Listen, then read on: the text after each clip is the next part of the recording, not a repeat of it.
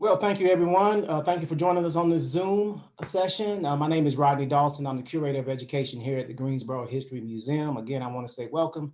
Today's conversation is made possible in part by the Greensboro History Museum Guild, the City of Greensboro, and the Libraries Department. Any views, findings, or recommendations expressed in today's program do not necessarily reflect these aforementioned entities. We're also extremely pleased to have our guest audience join us. If you'll take the time to view the bottom of your screen, you'll see the chat and the Q&A icons. By selecting either of these at the bottom of your screen, you can speak to fellow audience members or type in questions for our panelists. Once you've typed in your statement, hit the enter button on your keyboard to submit. We have reserved the latter part of our program to field questions. As I introduce our panelists, please feel free to practice using the chat or question and answer icon by saying hello to your fellow participants. And if you can, do us a favor, tell us which school district or home or whatever you're representing to give us an idea of the outreach that we have. This morning, we welcome our panelists for today's webinar, which will also be featured as an archive on our History Notes podcast section. Please visit www.greensborohistory.org and select the tab Discover and Learn to hear the podcast. Allow 24 to 48 hours for posting. However, on YouTube, it should be available immediately. And our panelists today include Dr. Allison Fredette, Erica Rencher, and Marcia Fouch. Dr. Allison Fredette earned her BA and an MA in history from West Virginia University and completed her PhD in American history at the University of Florida. Dr. Fredette is an assistant professor of the history education program at Appalachian State University, located, of course, in Boone, North Carolina. Erica Rencher is an active member of the Greensboro Historical Teaching Alliance, as well as a public educator, a speaker, a vocalist, and an activist working with young folk, churches, and neighborhoods to build beloved communities. Marcia Fouch is a retired educator with 30 plus years in the Minneapolis public school system. Plus, Ms. Fouch is an active member of the Greensboro Historical Teachers Alliance. Ms. Rencher and Ms. Fouch will discuss the curriculum developed to teach the 1979 Greensboro Massacre, as well as the Truth and Reconciliation Council. However, we'll start off this morning discussion with Dr. Fredette. Once again, welcome. And Dr. Fredette, the floor is yours. Thank you. Thank you, Rodney, so much for having me. I'm going to share my screen for a second so that I can do my presentation. All right. Thank you all so much for being here.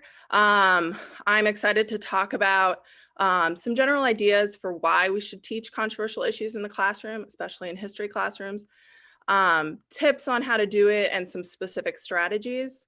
I should say, first of all, I have about 25 minutes to talk, and obviously this is a subject that I could go on about for a long, long time. So this is kind of just a primer to some ideas to get you started, but it's not going to obviously encompass everything for this subject.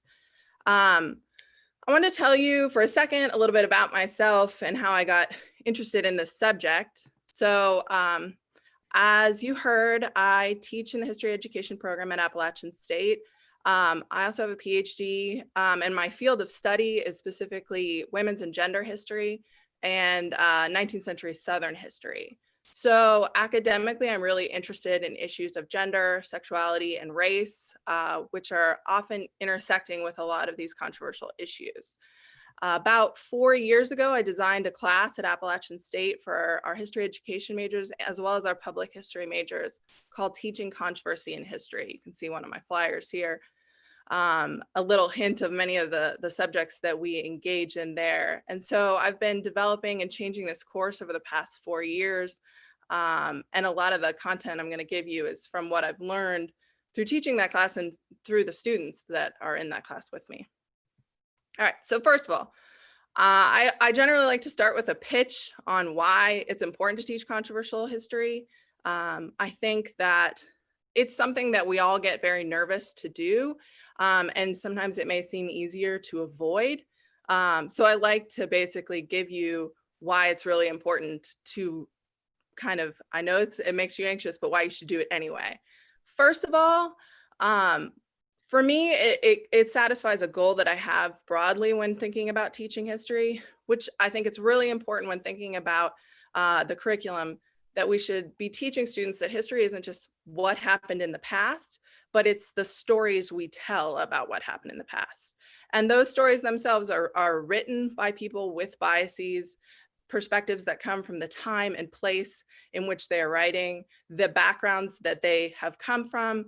And so we should be teaching them that history is multiple narratives. It's based on these primary sources, but we should teach them that kind of fluidity and that complication. You can see I have a reference here to Hamilton, who lives, who dies, who tells our stories. So the idea of who are telling these stories, what stories do we hear? And so I think if we talk about controversial issues, which by its nature look at multiple perspectives, it allows us to get that broader history goal. Second, it's really important for thinking about preparing students to participate in this, be good citizens, right?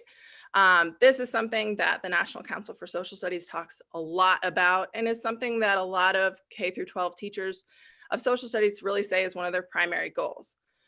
So knowing this controversial history and then knowing how to discuss it with each other is really important. So for example, I took this statement from the National Council for Social Studies.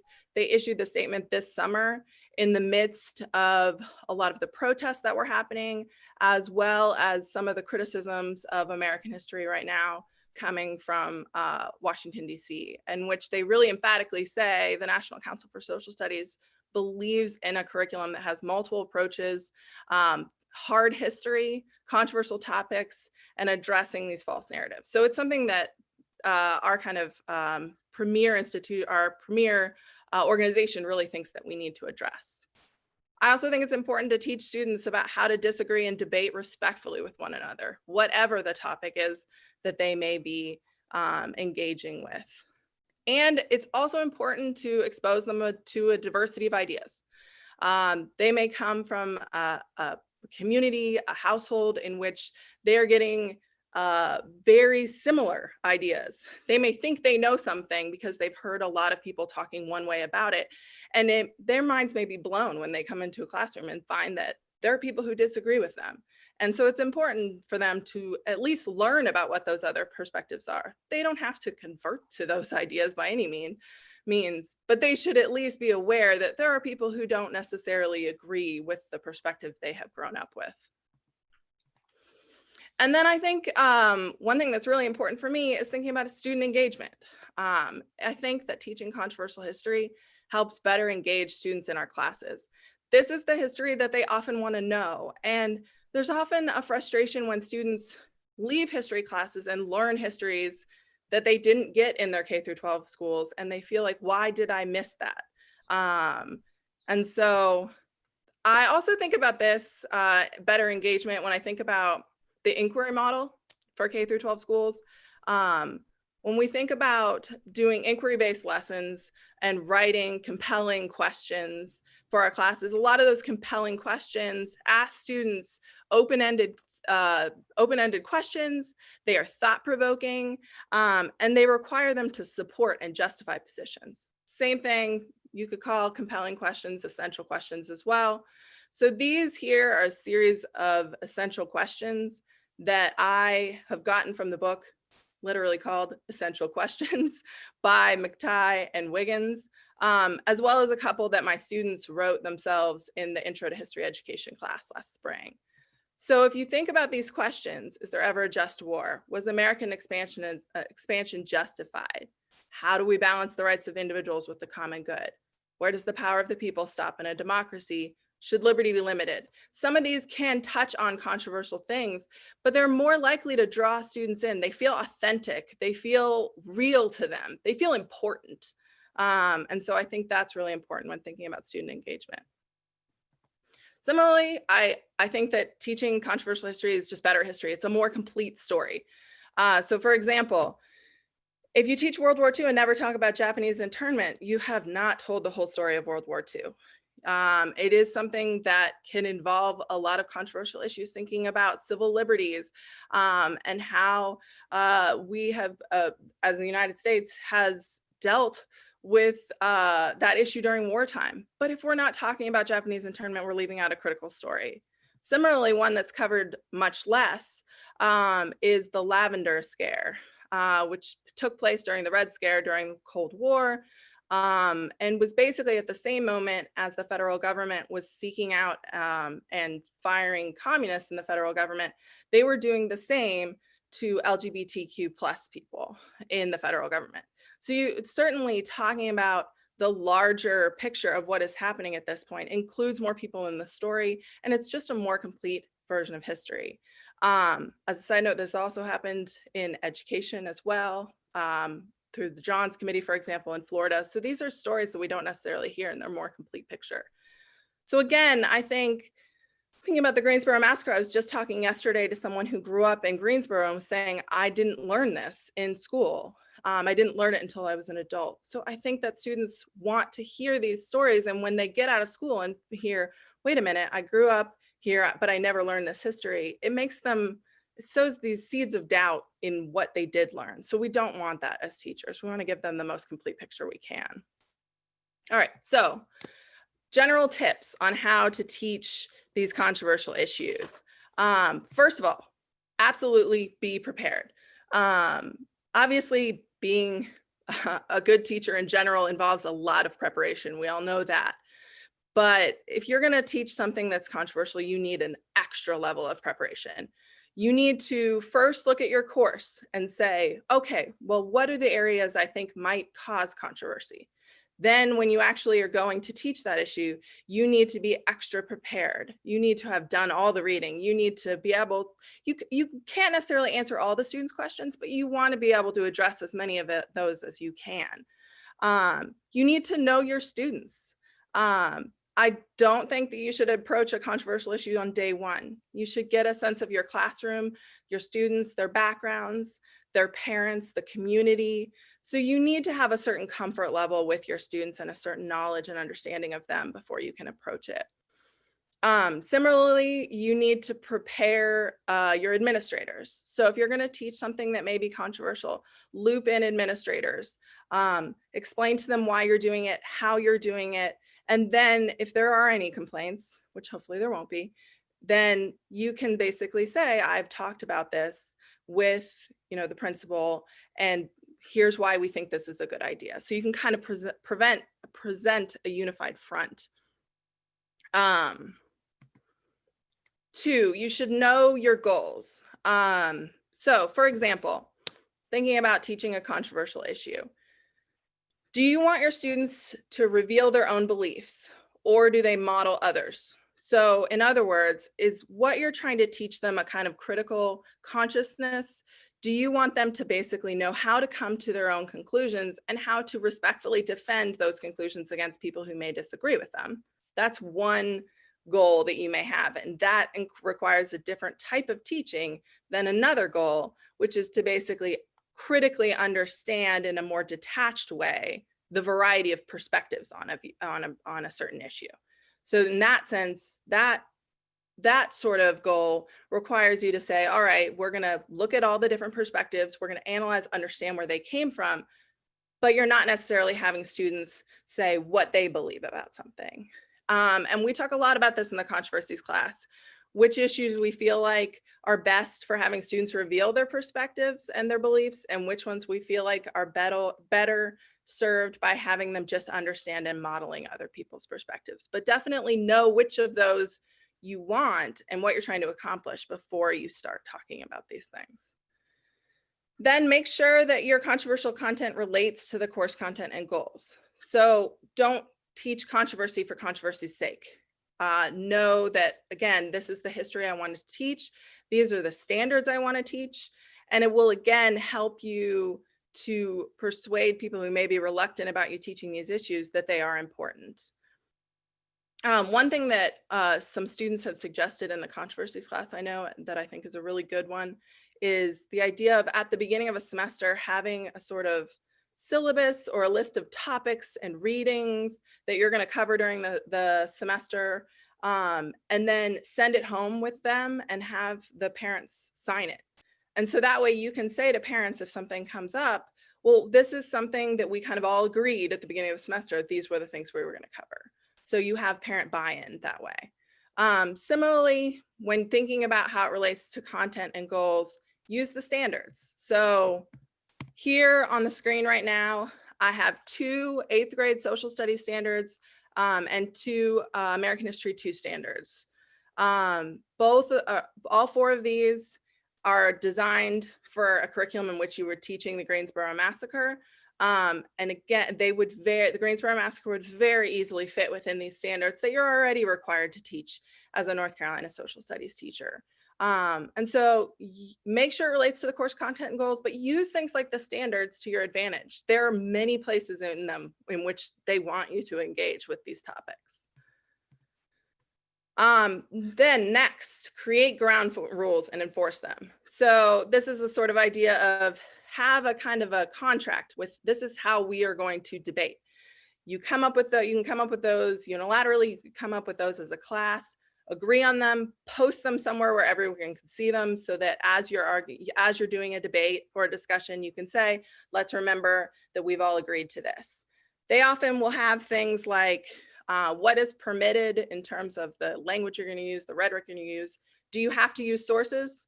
So you could say at any point, John, did you cite a source here? What's your source? Should you lead with I statements or should you avoid I statements?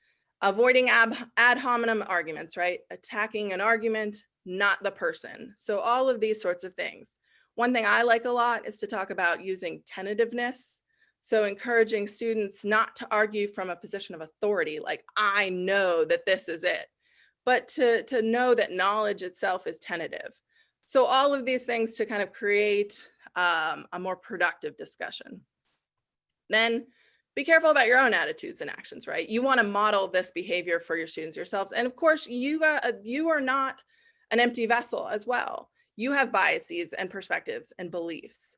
So think very carefully about what you are willing or what you should share with your class and how much you want to keep to yourself.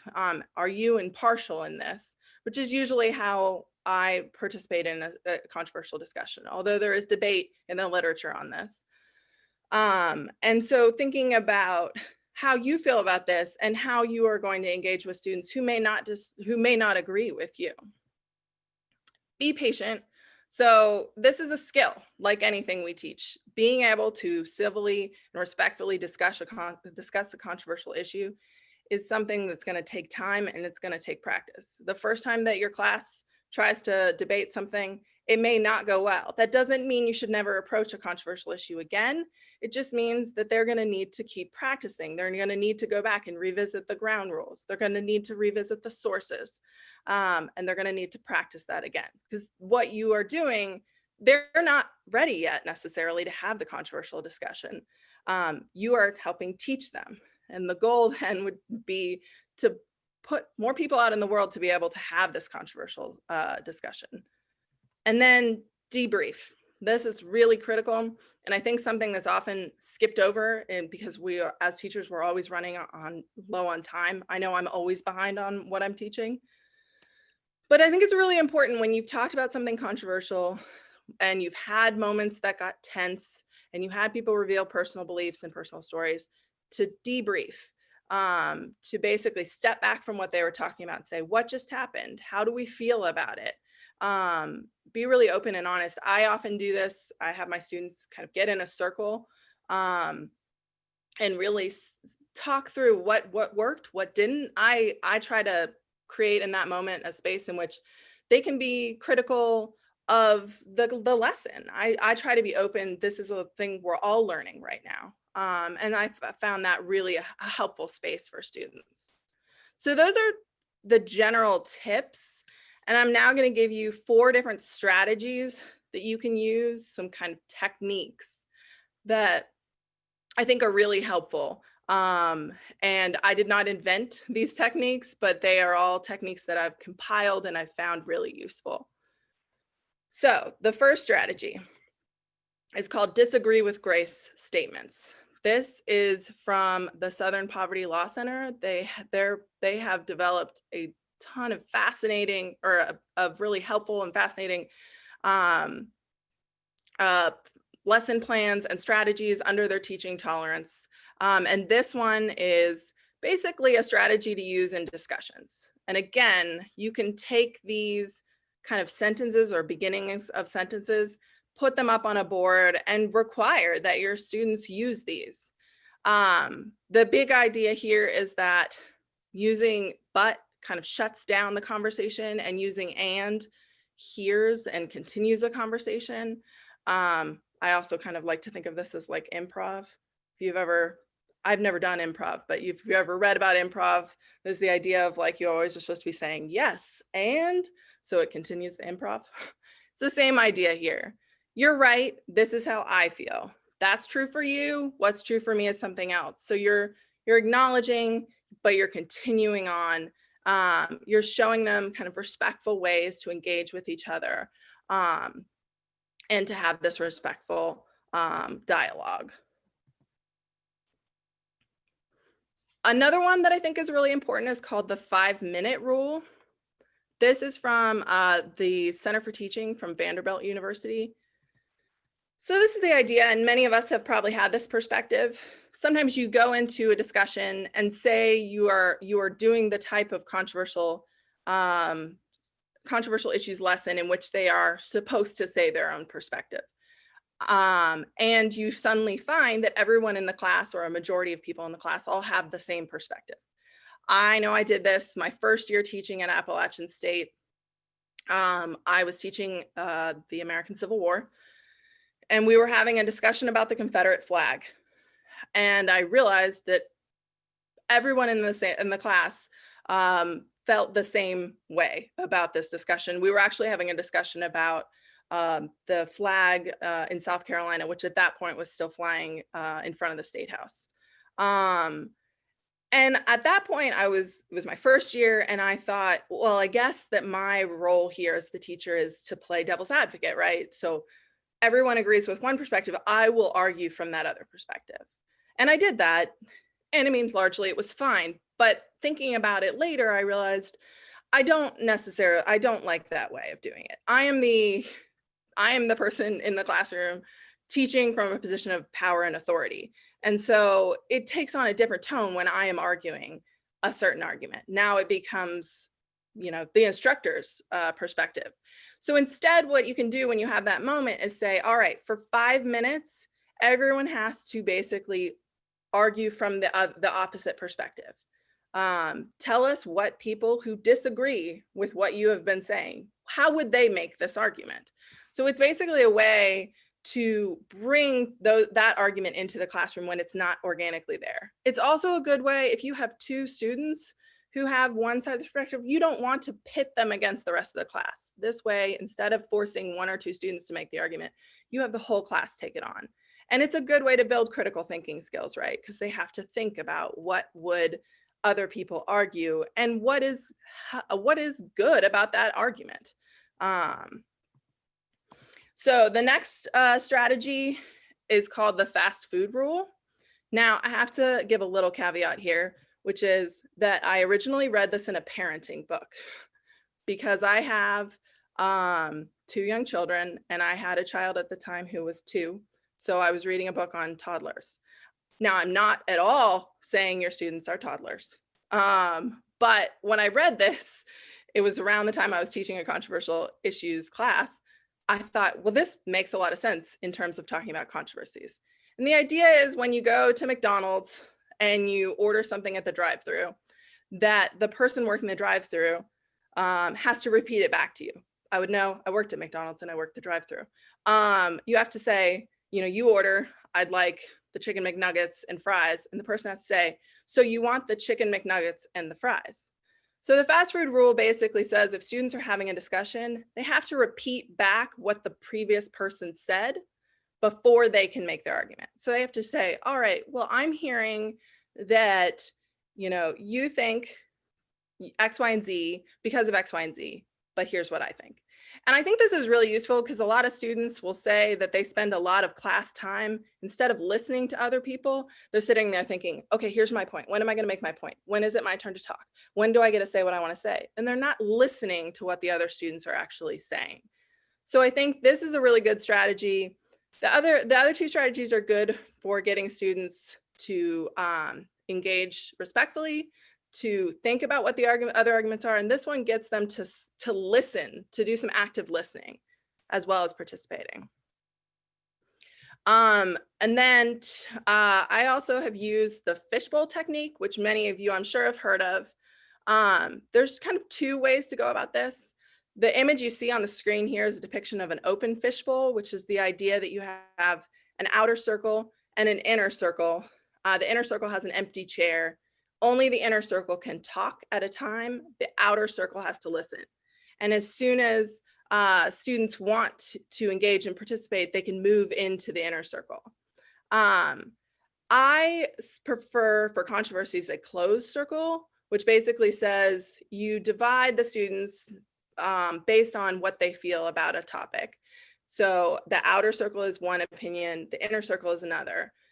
And then you basically say the people in the outer circle have to listen to what the people in the inner circle think, and then they switch. And again, it is something that forces students to listen to each other's perspectives. And the other thing you can add to it is you can say, when you move into the inner circle, first thing the outer circle has to do when they move into the inner circle is summarize what the arguments were from the other side. It also sometimes is a good way for people who agree with each other to realize the ways in which they agree on the big things, but they disagree on little things. So that's closed fishbowl and open fishbowl. And then another strategy, which my students love, is the silent seminar or the big paper approach. This is the idea that you use a stimulus, an image, most often a question, whatever, and then you have students engage in a debate that's totally silent. They're not allowed to talk. Everything has to be written. So I did this this past spring in my American history class at App State.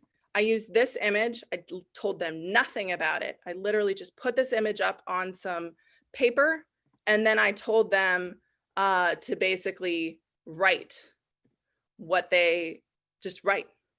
And you can see as you look through here, they get into some really important debates here. They cover a lot of the kind of talking points of the monuments debate. And they did it, it took about 10 minutes, I would say. There was not a word. You could hear a pin drop in the classroom, but it was probably the most productive discussion I've had of this.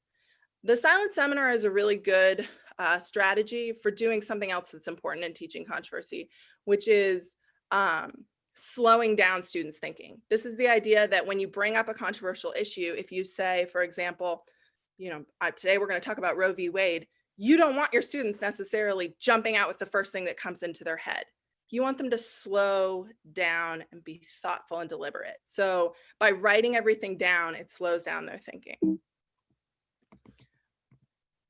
And then the last thing I will say, which is a good segue, I think, into hearing about the actual curriculum that the Greensboro Historical Teaching Alliance has developed, is use primary documents. Obviously, teaching history using primary documents is incredibly vital anyway, but especially when you're thinking about teaching controversial issues, you want to give students some evidence to base their discussion on. You want to show them what the multiple perspectives are. So here on the screen, I have a couple of images I pulled very quickly looking for primary documents on the Greensboro Massacre itself. But use those pieces of evidence and say, all right, now we're going to analyze this, and you need to use this in your discussion. So again, the controversy doesn't become a matter of gut opinion, or I heard this, or my uncle says this, but what are the documents telling us? What do we learn about people in the past? What do we learn about this event? What do we learn about this debate from the actual sources? So I think that's really, really vital. I cannot say enough how many times I think that using good primary documents are really important. Another strategy that I've used for this is called save the last word for me, which is that you basically have students read these primary documents and they have to come in, their kind of ticket into the class is 2 quotes that they thought were the most important quotes from these primary documents. And then they begin the discussion by basically saying, why did you pull these quotes out? So they're immediately rooting their discussion in the documents themselves. So to bring that all to a close, I would say at the end of the day, though, I think what's really important is thinking about the fact that different controversies call for different strategies, approaches, and techniques. You need to, again, think about what your goals are, but also think about how your students are going to interact with it. So for example, primary documents are really important, and they help you avoid something that I think a lot of people do when they talk about controversies, which is they go directly to simulations. This is the idea that, okay, well, I'll have students kind of take on the role of these people. But there is a lot of debate about this in the teaching of controversial issues, and a lot of important scholars have said this should not be done. And I'm generally with them. Don't do simulations when you talk about traumatic events, things like the Holocaust or slavery. They are inauthentic. The idea of a simulation is now you understand what it was like, but we can never obviously understand what it was like to have been enslaved in the South in the 19th century. Similarly, thinking about what they are going to basically simulate. So I think, for example, the Greensboro Teaching Alliance has given us this really good primary document-based curriculum where we analyze and understand these controversial perspectives, but we're not necessarily taking on and stating those as our own. So for example, if you were going to do the Greensboro Massacre and you did a simulation, you would potentially have students in the classroom who are taking on the role of Klansmen. And you really, I mean, that is not necessarily something you want to do. A lot of my students always say, I want to avoid, when I'm teaching a controversial issue, being the person that's in the local news story. So I think that's really important to think about. And again, that doesn't mean we shouldn't use these primary documents. We definitely need to read these, and there's rich stuff here, but we don't necessarily need to reenact it. So thank you for listening, and I will pass it on to my fellow panelists. Erica and Marsha, before you jump on, let me remind the audience, thank you, Dr. Fredette. We reserve the last 10 minutes for questions. So please, if you go to the bottom, the question and answer icon says Q&A, go ahead and type your question in and we'll get to as many as we can at the end. And also, if you're watching via YouTube, you can still ask your question, just type it in that platform and it'll be relayed over to me. All right, thank you, go ahead.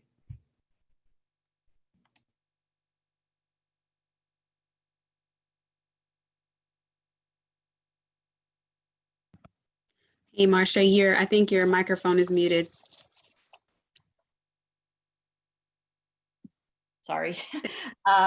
Okay, so we are here. My name is Marsha Fouch. I'm here to talk about the Greensboro Historical Teaching Alliance, and to clarify that we're going to talk about a unit that we created about the Greensboro Massacre and the Greensboro Truth and Reconciliation Commission report, which I'm going to refer to as a TRC for brevity. So we're not experts on the Greensboro Massacre, but we feel like we've worked with people who are experts, including some of the survivors, to craft this unit. So I'd like to give you some background about the Greensboro Massacre, the TRC process, and the Greensboro Historical Teaching Alliance, and then Erica will share the specifics about the unit and the pilot that she did with her students. First, I'm going to attempt to summarize what happened in 1979. On November 3rd, 1979, there was a rally and parade organized by a group of young people who were labor organizers for the Workers' Viewpoint Organization and later became the Communist Workers' Party. The parade was to be followed by an educational conference about labor conditions in local textile mills. This was a highly committed group of people who were trying to improve conditions in the mills for Black and white workers. They had clashed with the Klan and Nazis earlier in the summer in China Grove. The police knew that the Klan and Nazis were coming to this rally and that the Klan and Nazis were armed. In fact, there was a police informant that was in the Klan and told the police that it would be a bloodbath and that the rally and parade should be canceled. But instead, the marchers were not told that the Klan and Nazis were coming. And the police who were scheduled to meet the organizers at the start of the rally did not show up. Instead, 11 carloads of armed Klan and Nazis did show up, opened their trunks full of guns, and killed the 5 people pictured here and injured 10 others. The 5 that were killed included Jim Waller and Mike Nathan, who were Jewish and medical doctors, Sandy Smith, who was African-American and the president of the student organization at Bennett, Bill Sampson, who was white and had a Master's of Divinity degree from Harvard, and Cesar Case, who was a Cuban immigrant. They were all working here to unite people and make Greensboro a better place. After the massacre, the narrative quickly changed, and the massacre, which was first named an ambush, became identified as a shootout between 2 fringe groups. But this was not the truth because the people killed had been working in the community and had deep connections here in Greensboro. But the context is important. This was at the end of the Vietnam conflict. They were affiliated with the Communist Party, and one of the main reasons it was hard to get justice for these murders is because of the anti-communist sentiment at the time in the United States. Okay. So there were 2 criminal trials with all white juries, and all the gunmen were acquitted, and a civil suit in which one of the widows received a settlement. And so the survivors and members of the community that knew what happened were not satisfied with the outcome of these trials or the false narrative that was being spread. And they began to think of ways to get a more thorough investigation. So in 1999, they decided to pursue a truth and reconciliation process to not only get at the truth, but to also begin a healing process here in Greensboro. This was modeled after the TRC process that South Africa had just completed in 1996 after the end of apartheid. The Greensboro Truth and Reconciliation Commission was formed with the mandate to examine the causes, sequence, and consequences of the events of November 3rd, 1979. It was formed in the spirit of the South African Truth and Reconciliation Commission's motto, without truth, no healing; without forgiveness, no future. Archbishop Desmond Tutu, who was part of that truth process in South Africa, visited Greensboro twice, and people from Greensboro went to South Africa to learn about the process there. This is a photo of Archbishop Tutu seated in the center, meeting with the local task force members of the Greensboro TRC project at Elon College, which includes the former Mayor Carolyn Allen to his left and the Johnsons from Beloved Community Center to the right. The important thing for me about this TRC process is that it addressed a horrible event with a restorative justice model in a very democratic way with community input from a wide swath of Greensboro. It was a significant undertaking. It was the first and only TRC process of its kind that has been done in the US to date. And in May 2006, the TRC report was presented to the public. It's more than 500 pages long and has more than 30 recommendations in a number of areas. And one of the recommendations was for students to learn about the Greensboro Massacre in the Guilford County schools. And this is where we come in. We are the Greensboro Historical Teaching Alliance. We're a community-based grassroots group made up of educators, organizers, and survivors of the November 3rd, 1979 Greensboro Massacre. We began meeting in January 2018 to address an unmet recommendation by the Greensboro TRC report. The recommendation states that students in Guilford County schools should learn about this historic event as part of their education. The next thing is my why. Why did I get interested and get involved with this project? This is a picture of me in Peru with my friend Patty and my other friend Chris on the left. She's a retired teacher from Minneapolis, and I am on the right. And we worked with Patty's son about 25 years ago. So this picture was taken at a museum dedicated to the 20-year conflict in Peru. The museum is called La Lum, which stands for the Place of Memory, Tolerance, and Inclusion. It's a space for educational and cultural commemoration that houses the history of violence in Peru between 1980 and 2000. During that time, 50 to 70,000 people were disappeared or killed during a conflict that was similar to a civil war in Peru. The top floor of this museum is dedicated to the TRC process that was done in Peru. And then the other slides are from the museum. The top one is a woman named Maria Elena Moyana. She was a young activist that was killed during the conflict. And the right are some scarves that hang down that have the names of those that were disappeared or died.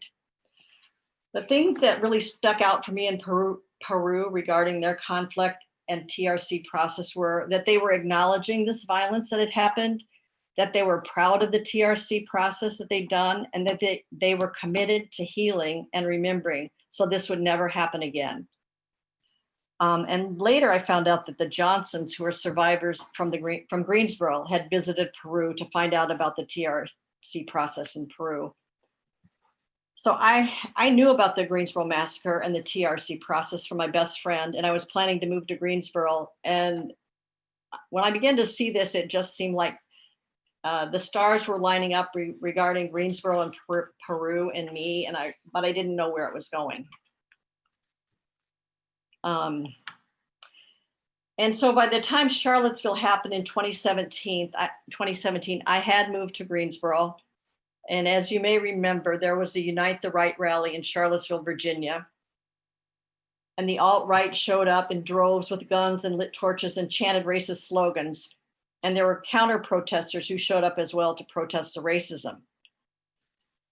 And these people who were protesting the racism were threatened and beaten while police and security guards looked the other way. The police didn't stop anything until one of the white supremacists rammed their car into a crowd of people who were protesting, and one woman was killed and 28 injured.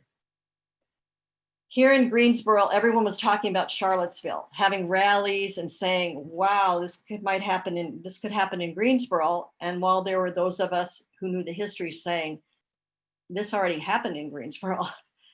And it was at this time in 2017 that I saw the full page TRC report and read the recommendations, which included education. This is the recommendation from the Greensboro TRC report. It also mandates that the TRC report be included in the curriculum. And there's a more detailed description in the report about what should be included. And so this idea about a curriculum began to percolate. And I was talking with other activist teachers and looking. I did find a lesson done by Teaching Tolerance, one lesson about the Greensboro Massacre. And we decided to schedule a meeting with the community members and those close to the Greensboro Massacre to determine if this was the time to address this recommendation, because the 40-year anniversary was coming up in 2019.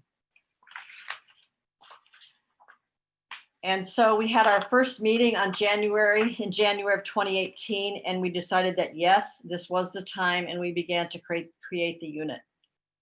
We developed a 2-week, 10-day unit, and we also have a 3-day mini unit. We have a website, and we decided to focus on 8th grade social studies because we thought this local history should be available to all students. And it also fits in, like Dr. Fredette said, it fits in with the standards for 8th grade social studies. One of the great things about this topic is that there are still many primary sources that you can tap into here, and there are also a lot of local resources. And so Erica will tell you more about that.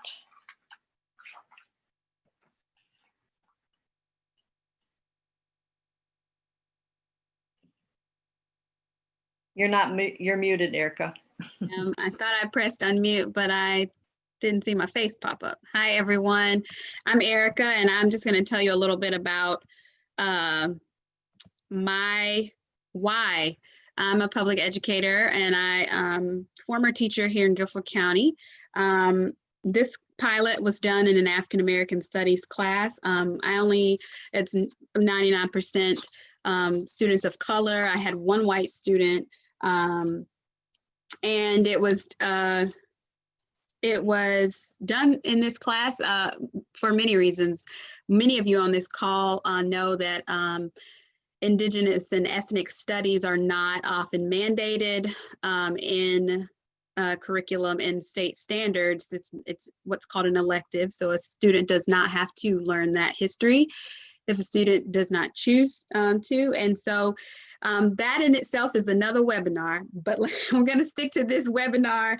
And one of the advantages of that is that as a teacher, an activist teacher, I have a more freedom in the classroom to teach in a way that the students can embody, can have an embodied experience, that the students can tap into, their why for this. Oftentimes when you are structured towards a standardized test, you don't have that time. I was excited to teach this because I believe, and I appreciate Dr. Fredette's offering of the different strategies. And I often use the strategy of, embodied learning. And I believe that when a student learns truth, that truth automatically sets them on a path to freedom. And no matter what that student disposition or what that student's location is, it sets them on a path. I'm also very excited to be a part of the Greensboro Historical Teaching Alliance, and was excited to pilot this because I'm personally connected to two of the survivors now, actually many more of them, but my initial connection came through Reverend Nelson and Joyce Johnson. So the standards, as Dr. Fredette said earlier, the standards, there's about 6 pages of standards that here in North Carolina that sort of mirror each other, just changing out the language of a particular minority group. So you have a Latin American standards, you have African American studies, you have Native American studies, and that I think might be the only elective courses, if I'm not mistaken, around this cultural elective course standards for North Carolina Department of Public Instruction. And obviously you can apply this history, this controversial subject of the 1979 Greensboro Massacre to these standards on the screen. So I was able to kind of pull these standards and use them, especially around like making sure as I'm in the machine of public education that I'm meeting the standards that need to be met. So yeah, so teaching the unit, what I do, really I try to do it in all my classes. It's easier than in some than others, but I really try to come at the class from students understanding themselves first, and where, who they are, what has shaped them. And so here in Greensboro, at the Greensboro Historical Teaching Alliance, we created this curriculum to be just that. And I was so excited to be a part of it. We pulled from curriculum from Facing History and Ourselves, amazing curriculum. And students started this unit off by creating identity bags. This is an example of identity boxes. Then we went straight into the history, using primary sources from some of the survivors that were able to provide us with documents, and then just things that we found on our own. And like Dr. Fredette said, the primary sources are really what can help to bring students into the moment. And unfortunately, and in some ways, it's very good that there's still actual live footage online right now of this event. And that is also something that, depending on your students' developmental level and maturity level, is something that is a really valuable tool to use also.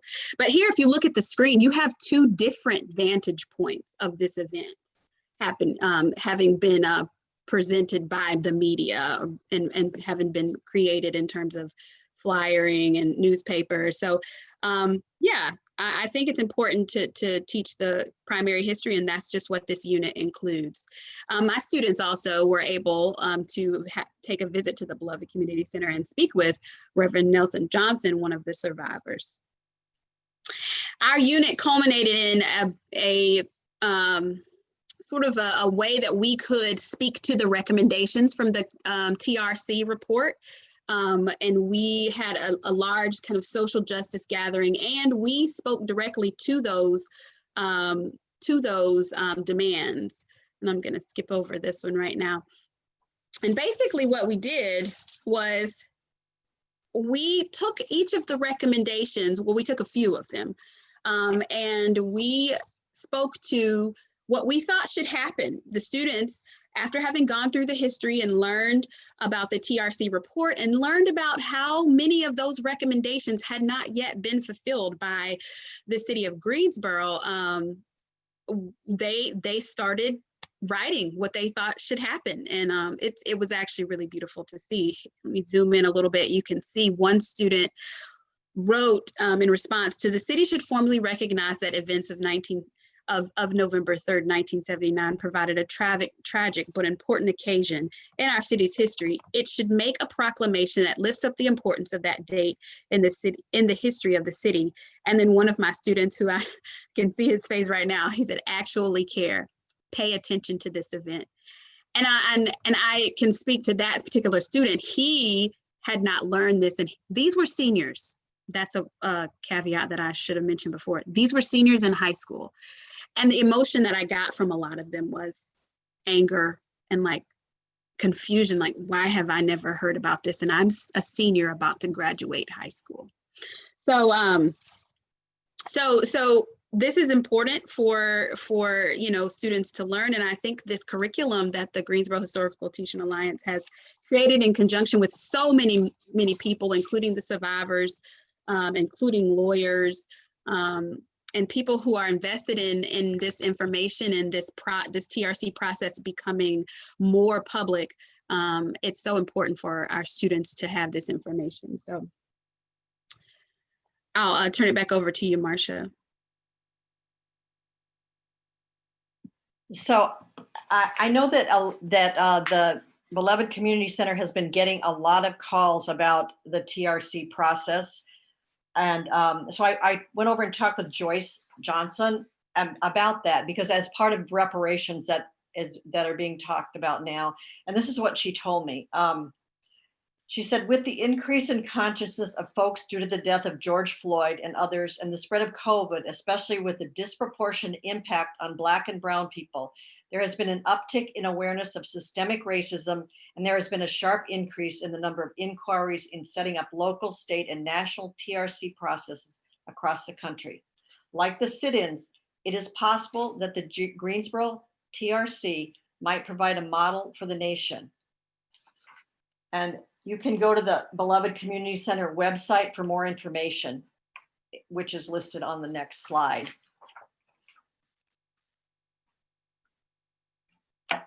And we just want to give a little plug for our unit. It's available on our website. The mini unit is not there. You can email us if you're interested in that. And then for more information, the Beloved Community Center is a plethora of information. And then there's also the exhibit at the Greensboro History Museum.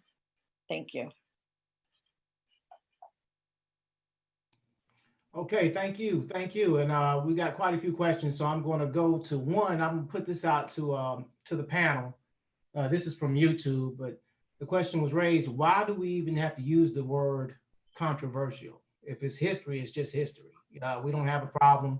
Someone gave the example, we don't have the problem of teaching Hamilton, and it's a part of history. So why do we have the word controversy associated with the topics we discussed today? And that's to the floor.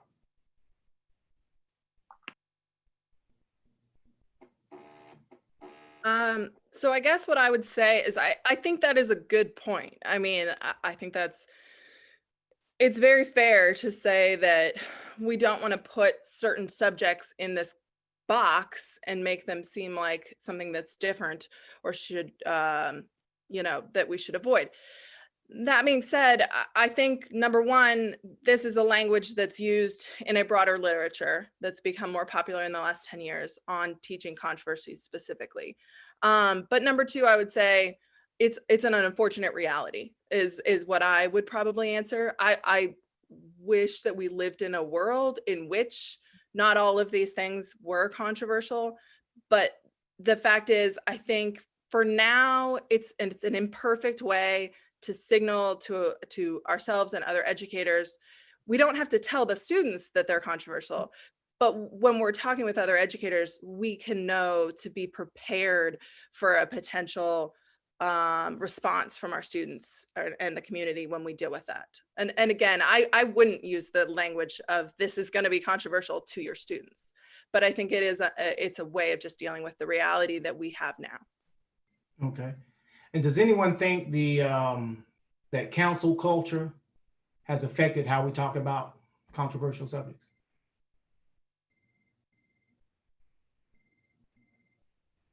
That would be to anyone. I guess, sorry to answer all the questions, but I would say that it has in some ways. And I think that cancel culture is often depicted as as a partisan perspective and as a liberal partisan thing, but I think it is both sides of the political aisle have a tendency toward this. But I think that what we can do in our classrooms is to talk instead about, my job is to teach all of history. And it doesn't mean that everything I teach you will agree with, or that you will necessarily support, but I am trying to teach the most complete history that I can. So you're going to learn about people that you like. You're going to learn about people that you don't like. But it's important that we understand the fullness of history.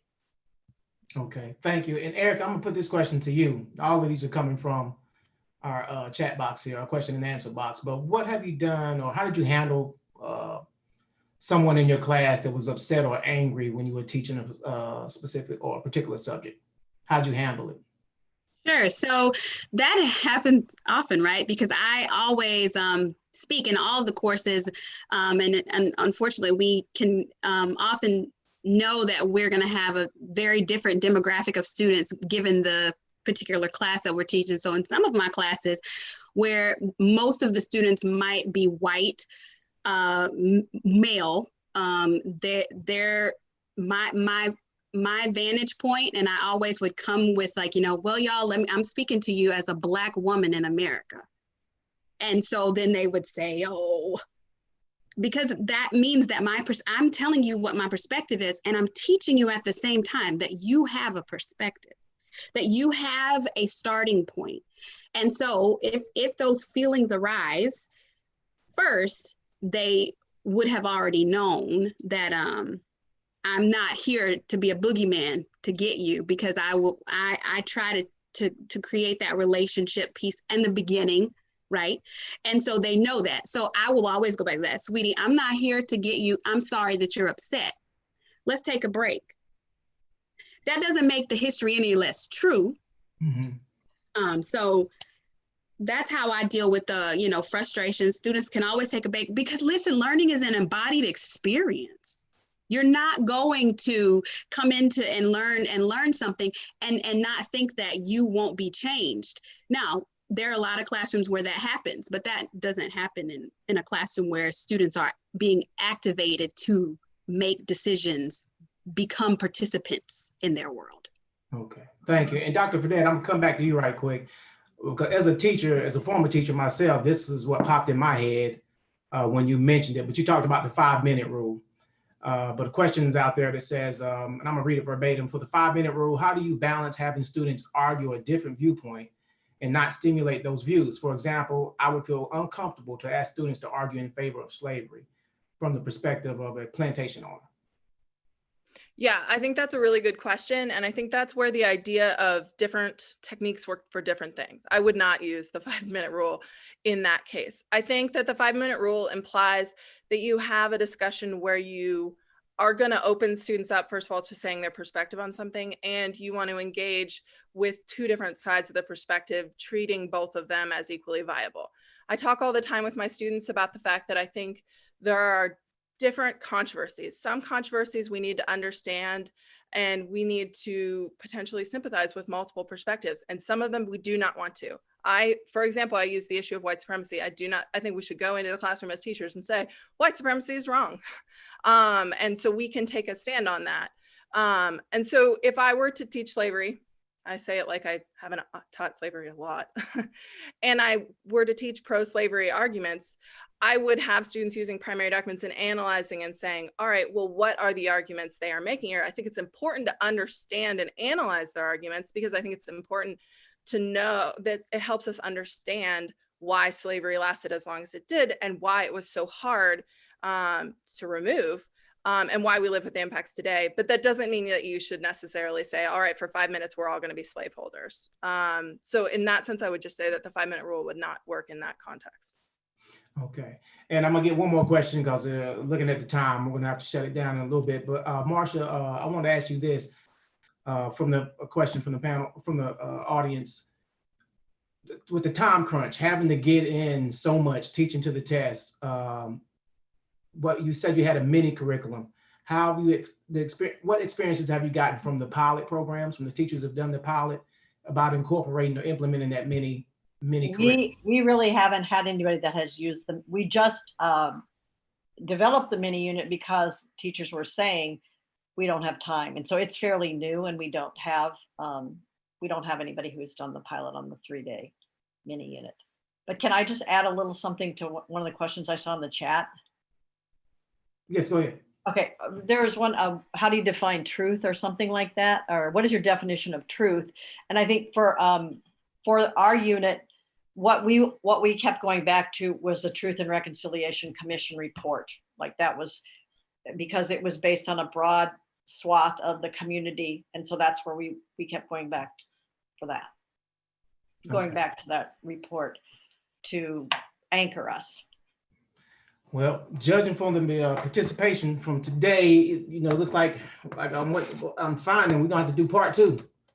I already spoke with someone earlier, like maybe the next one will be talking history, because even though this is primarily for educators, it wasn't meant to be, but we had a lot of educators on there, and that's great.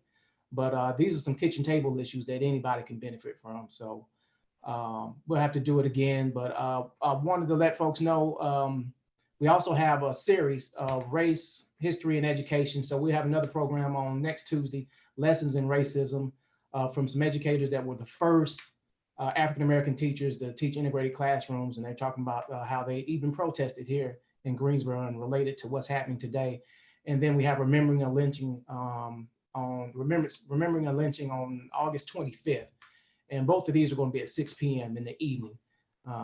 And that's going to be with the GCCRP. We'll have, which is the Guilford County Community Remembrance Project. We got Attorney Mays talking about the anti-lynching bill, the status of it, and Dr. Deborah Barnes and Terry Hammond.